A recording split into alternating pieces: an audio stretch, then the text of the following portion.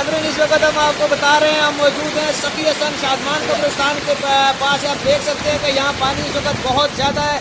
बिल्कुल ऐसे लग रहा है कि जैसे किसी बहुत बड़ी नदी में तुगयानी आ चुकी है। सड़क के ऊपर आपको कोई गाड़ी कोई मोटरसाइकिल नजर नहीं आ रही। पानी का बहाव इस वक्त बहुत ज़्यादा तेज़ है। लोग अपने गाड़ियाँ लेकर वो साइडों पे खड़े हुए हैं, सहमे हुए डरे हुए लोग मौजूद हैं।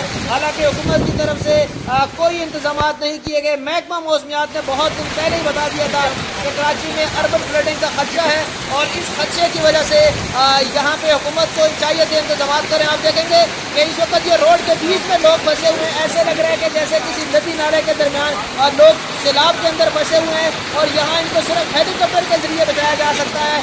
बहुत ज़्यादा पानी है। ये जो करंदिया चौक की तरफ से और अंडा बोर्ड की तरफ से और ऊपर की तरफ से जितना पानी आ रहा है, ये सारा पानी इस वक्त सखी हसन चुरंगी श्रीना मार्केट की तरफ जा रहा है और लोगों की बहुत बड़ी तादाद जो है वो आप देख सकते हैं। ये फुटपाथ के ऊपर लोग फंसे हुए हैं।